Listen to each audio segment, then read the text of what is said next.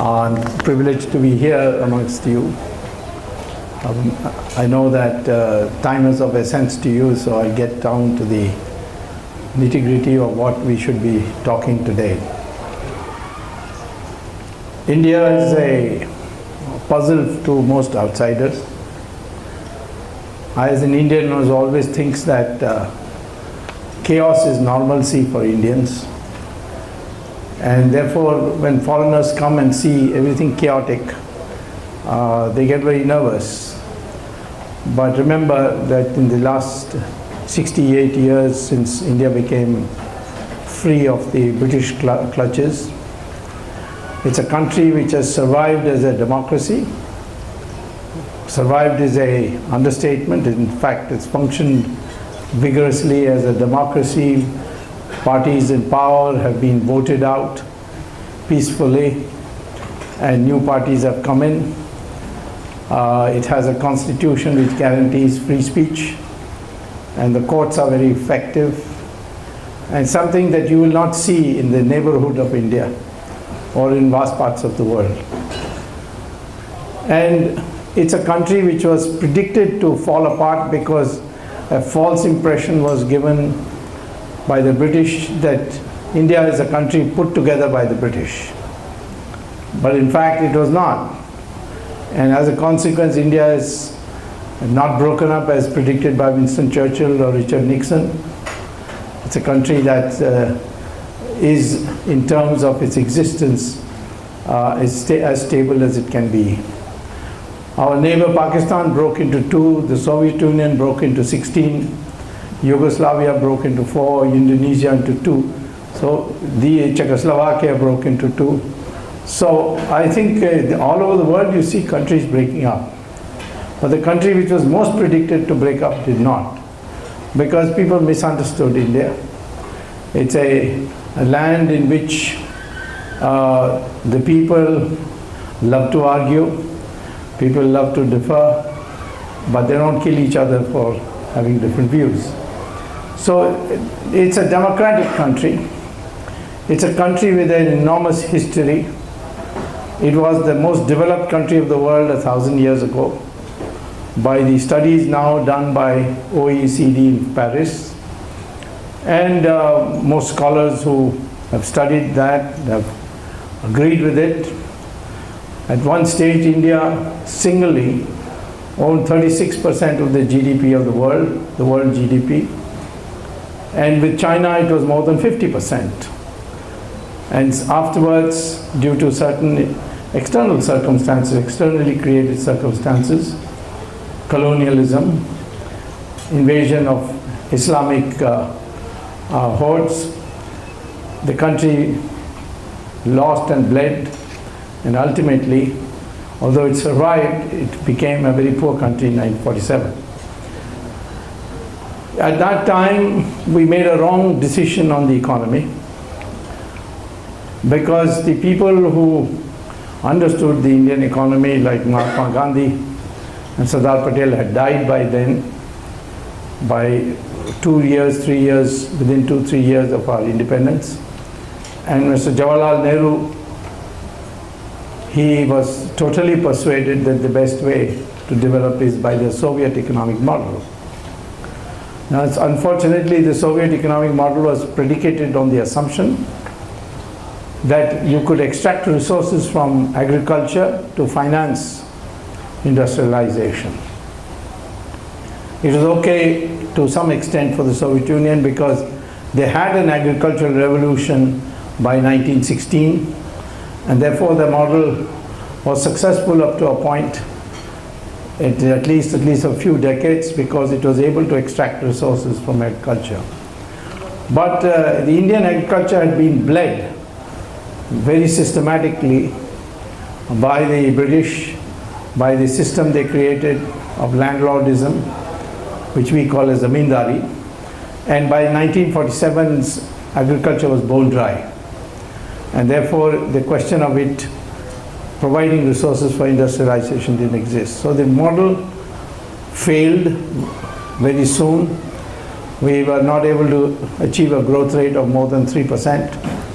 And in 1990, When I became part of the government, and for the continuing remaining 6 years, I was part of the first government of Mr. Chandrasekhar and then Mr. Narasimha Rao. We worked on economic reforms, and what was 3% per year for 40 years, within 5 years we made it to rise to 9% per year. So what I'm giving you this example is to show that whatever is said about India, if it is negative, it will be disproved. Because there's nothing that one can say with India which India cannot surmount. India has had crises and produced solutions. We had a terrible food crisis in 1966 and survived for at least a year because the Americans were able to send what was called the PL-480 grain by ships. And within 2 years of that terrible shortage in food grains, we had begun the process of reform, and a term which has been widely used around the world, India produced a green revolution. And within 10 years, we were exporting food grains. And we are today in a stage where we don't know where to keep our food grains when there's a bumper production. That much production has increased. Of course, that doesn't mean people in India are not under less than optimal nutrition. It's not true that people in India are not poor. But that's in a way looking at the glass as half full or half empty. If you're an optimist, you'll say it's half full. And if you're a pessimist, you'll say it's half empty. But I would say that my experience with India has been that every problem, when it becomes a crisis, gets solved and we then move on. For long years we were told that democracy is not suitable for a country which has so many illiterate people. But in the 1975-77 period, when Mrs. Gandhi suspended the constitution and took over as dictator, it just took 20 months for India to throw her out and restore democracy. So I think the first thing I would like to say to you about India is, and as investors I'm sure you're interested to know, it's a very stable country.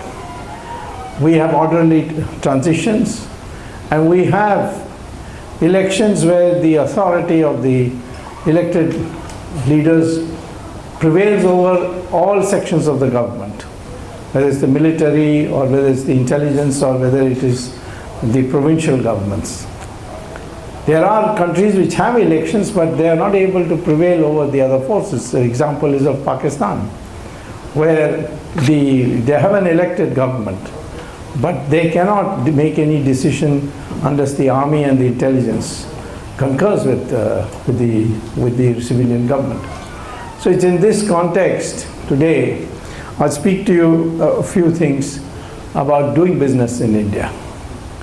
There's no doubt that if you look at the index for doing business in India, we come pretty poor down the list. Maybe we come 134th out of 195 countries or something like that.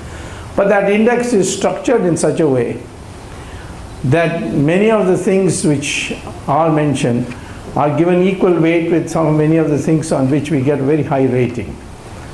Yes, there is no doubt there is a bureaucracy. We have, despite the economic reforms, we have basically only so far managed to bring about deregulation of the Indian economy. The highly regulated Soviet system has been replaced now by a deregulated system. You don't need any more licenses to set up an industry. You don't need any quotas to get your raw materials. Market forces work. So the first thing I would suggest to you is, India is not a place where you come and you see everything going through in a streamlined way. We are still in the process of recovering from what I would call as 1,000 years of instability and foreign attacks, and coming out of a 40-year period of Soviet economic system. And therefore, it's nobody's case or nobody's argument that India is a place where you just land and then everything will go through smoothly, not yet anyway. But I would say that amongst the most of the countries of the Middle East, Africa, and Asia, India has advantages which should appeal to all of you, particularly the soft power of India. Yes, it's true that in China decisions get made more efficiently, and even if you have to bribe anybody, you have to just bribe the fellow at top and then everything else falls in place. Whereas you will be probably harassed all along the line, including when you want an electricity connection. But the fact is that this in India, there is no question of your property being confiscated one blue morning. There is no question of laws not being enforced by courts, if not by the police. There are systems in place. There is no country in the whole of Asia, I think, except perhaps Japan, which can compare with India's legal system. And that legal system continues to improve day by day. So you got to take this into account. You come, you will be protected on your property rights. Intellectual property rights will be protected. We conform to the international definition of intellectual property rights. So therefore, on that you're safe. You're not safe there on that in China. Two, we have a stable political system which functions according to democratic principles. We have a written constitution.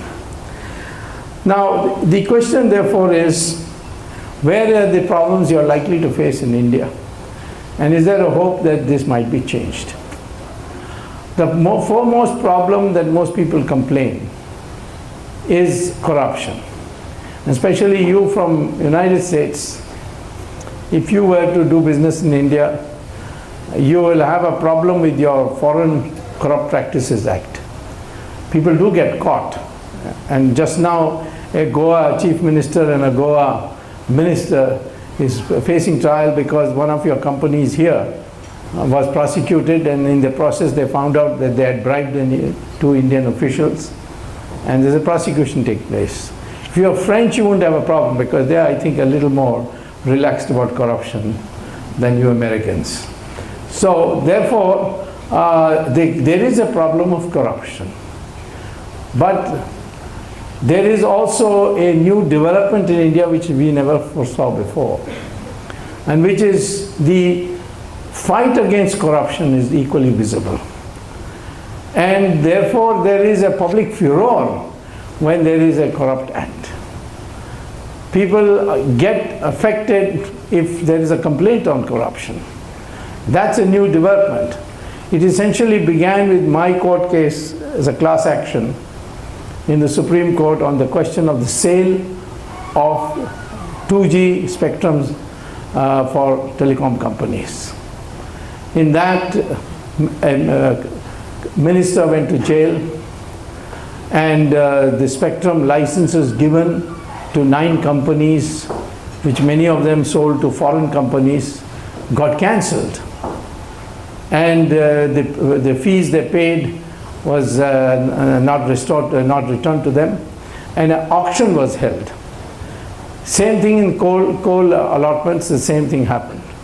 So there are these new developments also about India, and this process has begun to lead to a situation where today, I'm not saying that one party was very corrupt and the other were angels, but today I can say after 1 year that the allegations of corruption against the present government is of marginal value or of marginal significance. It's a question of whether you favored one particular individual in getting a passport or that kind of allegations, or you allowed him to build a hospital without all the permits being cleared. Nobody can object to a hospital being built. But it's no more the old kind of corruption where you lost resources, vast amount of resources, because you didn't price the product according to the market. So that's another major change that has taken place in India. Now, I would say, therefore, what you need to do is to identify areas where there is great promise in India. One of the areas which I would start with, which may not be as modern sounding as some would like, is the area of agriculture. India, for all its reports about poverty and backwardness of agriculture, has the biggest and the largest potential for growth. Because India is a country where you can do agricultural production 12 months of the year. In the United States, I'm sure that for 5 months, because of snow, you cannot carry out any agricultural activities. So would be true of Europe. So would be true of most parts of China during winter. But India, you can do it for 12 months of the year, which means you can grow 3 crops. At present, India only utilizes 25% of its land for growing more than 1 crop. Now these crops, these agricultural products, they are of major export significance for India. And that major export significance, I'm saying that India would be grateful for those people who came to improve the agriculture of India. To some extent, the Israelis are doing it, but they are doing it much more in the irrigation technology and the harvesting technology. But we want people who come and participate in agricultural activities. You may not want to participate in growing crops in India, because that is something that will tie you down completely. But something which is connected to agriculture. For instance, the export of milk. India has 150 million cows, and its yield is one of the lowest in the world, 200 liters per year. Israel's average is 11,000 liters. And you can imagine that if India's 150 million cows began giving you 11,000 liters, how much milk would be there? And this milk price presently is 1/7 the price in Europe. And therefore the prospect exists, if India could work through the so-called Doha rounds of the WTO, where we are seeking market access to agricultural markets. If somebody could come with the technology for pasteurizing milk, bottling it, and ensuring quality standards and exporting it, all these are not things that our farmers can do. And our Indian government has so far never even touched this subject. But this is an area which I think where you convert Indian agriculture into a globalized exporting enterprise or a sector, that I think would be a major contribution of those who have money and who have interest in doing work in India. The second thing that we need quite a lot is how to utilize the enormous demographic dividend that is being called. There was a time people used to complain that India has a population problem. But now nobody talks about population problem. They talk about what is called as a demographic dividend. And that means a potential dividend. Because now it's recognized by economists that growth is not due to more capital and more labor. Growth is due to rising productivity in the use of capital and labor, which is measured by something called total factor productivity. For example, it has been found now by studies, by economists, that the growth that took place in Europe after Industrial Revolution and the growth that has taken place in the United States in the 20th century, most of it, as high as 55% of it, was due to reasons other than more investment and more labor. It was due to the fact that the graph of production moved upwards. Instead of you moving along the curve upwards, the curve itself moved upwards. And that's due to technology, like what internet has done today for transaction costs and the ability to deal with production units in different parts of the world. So this is something which India can easily contribute to if its labor force is equipped for that kind of work. Of course, we have a layer of very bright people who come to this country, who perform miracles in software. Today we have Microsoft is headed by an Indian. I believe Google is about to be headed by Indian, or is already decided to be headed by Indian. The Indians are there in corporations. Indians are doing extremely well at one level. But the broad masses, what happened is India did not rapidly reduce its population growth. Its population growth is decreasing, but it wasn't rapidly or enforced to decline as the Chinese did by wanting a one child per family. Today the Chinese admit that was a big mistake because their population is aged much faster than they were prepared for. Much of Europe today is due to the fact of aging populations. The average age of an Indian population is 26 only, whereas in China it is 35, United States 37, Europe is 46, and Japan it is 50. So today we have 540 million people below the age of 25. Can we train them to become skilled employees? And for that, it's not going to be possible by just opening more schools and universities. We have to think of new technological ways. Recently, the Massachusetts Institute of Technology discovered an online education system called the EDX, by which you could visually be almost as if you are attending the classes in MIT and Harvard. And by this process, you could even take exams and get graded, and get a degree, not of the same kind as if you were in residence, but still a certificate. So I think educating these people, this young, huge army that we have, that could become potential investors and innovators, that is an area we would really welcome foreign direct investment.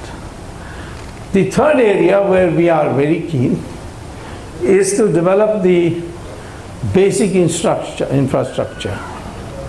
We would like a power grid. If possible, we would like to use technological prowess to build a water grid, because we got a large number of rivers. Some of them flood after the rainy season, and some of them have no water during the 12 months. In South India, the Kaveri dispute between two states of Tamil Nadu and Karnataka is perpetual because there's never enough water in Kaveri. But Godavari, Krishna, they all flow 80 to 90% to the oceans. They have surplus and they create floods every year, year after year. So if we could have a water grid, that would transform our agriculture. But it's not that easy, because digging canals through the Deccan mountains is something which our technological prowess is not sufficient just now. So this is another area. There are areas where India could become less dependent on foreign countries if technology already known is applied. For example, the Japanese are producing by the end of this year a car which will be run on hydrogen fuel cells. It will not use petrol or diesel. Every night you plug in your car to an electric socket, and in the morning it will be ready to go 350 kilometers. And if over a period of time you are able to set recharging instead of petrol bunks, recharging bunks, electrical bunks, then of course it will be like as if you have a car today with with petrol. So that would make a big difference to India, because today 86% of our oil comes from the Middle East, and its vagaries of its prices going up and down unsettles us. So this is another area where technology which reduces our dependence on foreign countries, on vital materials like fuel and others, we are in search of. We have some of these southern states have serious problems with water, a shortage of water. Desalination today is become a major contributor to solving the water problem of Israel, Saudi Arabia and other countries. That is another area where India would really welcome people to come. That really finally brings me to the question of technology. Foreign direct investment, for us, if it transfers technology, no price is too high to pay. No obstacle would be permitted. But if it doesn't cause a technology transfer, then we have to look to see whether there is a level playing field in the proposal. Many industrialists, foreign visitors have expressed disappointment that we have not allowed Walmart to come to India. The reason we have not allowed Walmart to come to India is nothing ideological. Walmart is able to access capital funds at 2-3% interest rates in the United States. And then their proposals come to India, hire our cheap labor, and of course export food if necessary, or package it and so on, set up malls, so on. That is the proposal of Walmart. That means that we have perhaps tens of millions of traders all over India. Trading has been a very traditional activity in India. A large amount of traders. These traders, they get loans from banks at least not less than 12% per year, and generally very often 18%. And they will have to compete for the same cheap labor pool which Walmart would be competing, and therefore the wage rates of this cheap labor would rise. So the Indian farmer, Indian trader would suffer double disadvantage, and there will be millions of them, and there would be risk of going out of business. It caused a huge problem for us. So there is a solution, but that solution is not acceptable to the United States. We say you allow our companies to come to the United States to build roads, houses, and bring Indian labor to do the work. And the United States says that's an immigration problem for them, so they can't allow it. They would like us to allow cheap capital using companies to come to India and participate in our cheap labor pool, but they will not allow us to take our cheap labor to the United States and participate in the low interest capital market of America. Now that's not a level playing field at all, and therefore we will not allow it. So therefore I think this is an area on foreign investment. While the Prime Minister is very enthusiastic about allowing foreign investment to come, some of us who advise him, or speak to him, tell him very clearly that local unemployment should not take place. One of you just recently proposed construction projects which will use Indian labor. That kind of thing will, I am sure, would be welcomed by the government of India. Anything that uses our surplus resources and converts it into assets, that is an activity would be very strongly in favor and supportive. Similarly, we have resources which need to be updated, used in by updating our present technology. For example, we today have 60% of the world's thorium in our country. 60% of the world's thorium is in India. But thorium is not presently used much or any significance, any part of the world. Uranium is used for nuclear reactors. But the uranium supply will be exhausted in another 30, 40 years. And the world will shift to thorium as a source for fueling nuclear reactors. So we could have a head start if we match it, if we define if we improve our technology to the point where we're able to convert the thorium, which is found in monazite form in the sands of India, of the beaches of India, into uranium-233, and then use it in the reactors.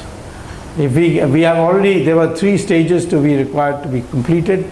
India has already completed 2 stages, but the 3rd stage is proving to be difficult.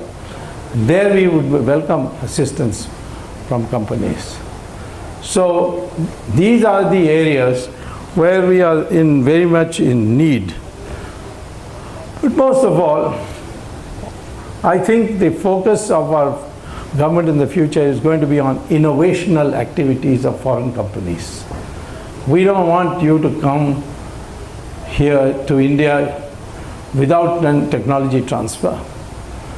We don't want you to come here on a basis in which there is an unfair advantage to the foreigner compared to the Indian of equal capacity, as I gave you the example of Walmart.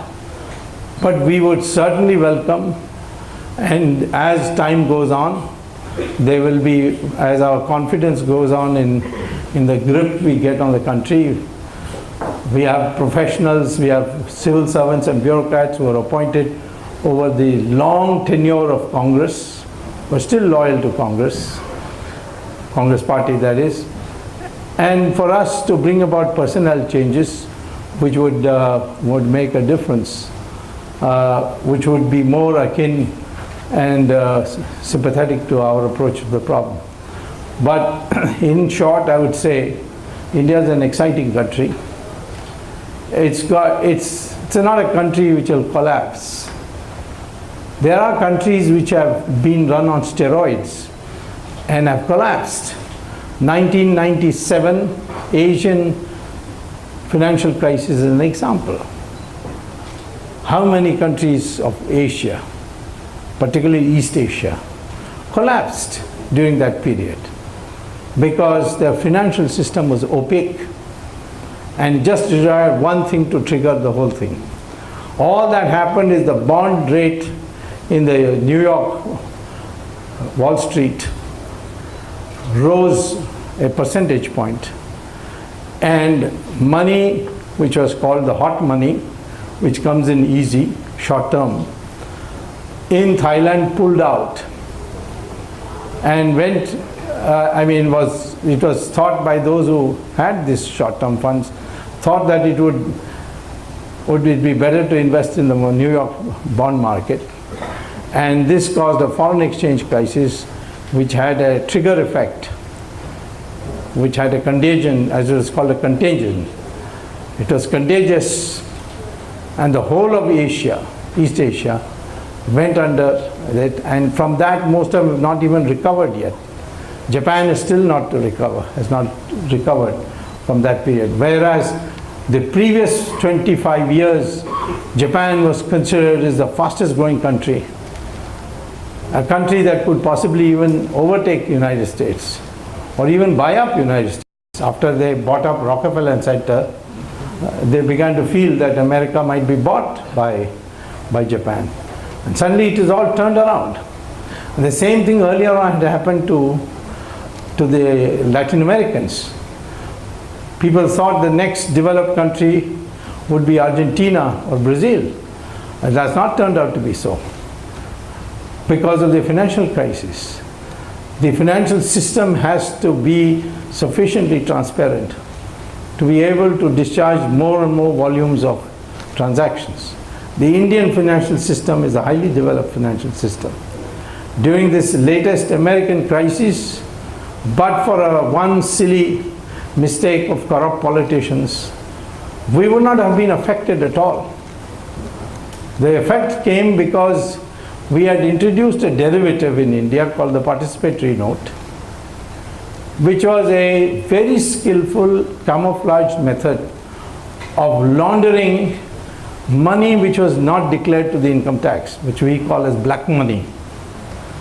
The black money gets converted through what is called the informal channels we call as hawala, through Dubai and Singapore, into bank deposits in Switzerland and other places.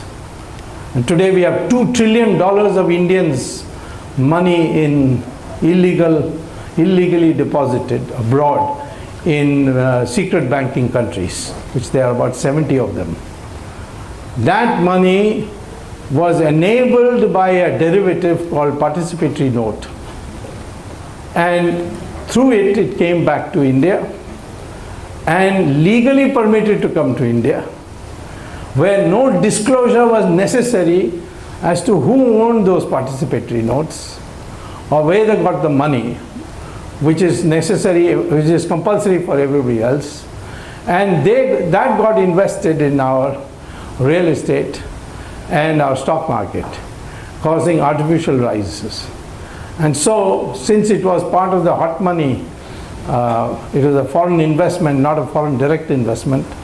Therefore, when the American market developed liquidity crunch, this money pulled out. In 1 week, $24 billion were withdrawn from India.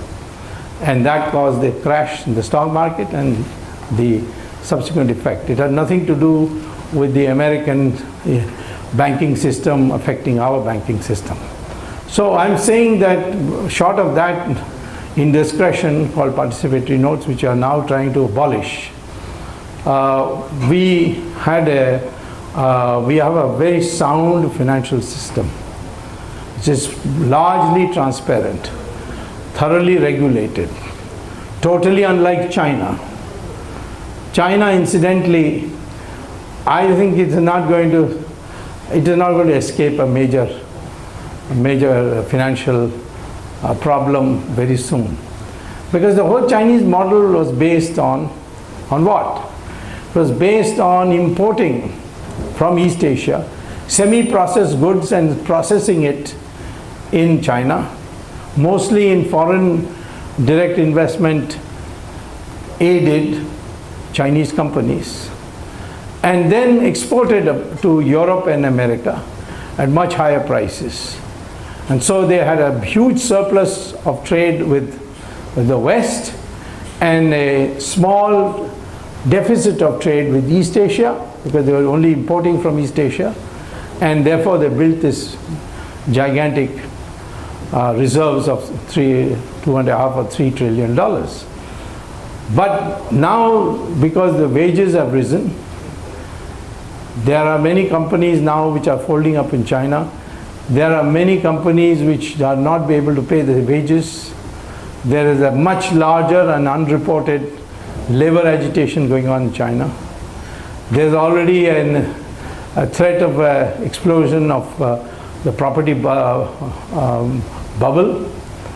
And the banks are almost bankrupt, the state banks, because they've been lending to the state enterprises, which have never been producing profits, and the Chinese could afford to close them down because the cadre was employed there, and the social security system of that was so strong that they couldn't afford to give it up for political reasons. And so in all these matters, the Chinese are vulnerable in a number of accounts.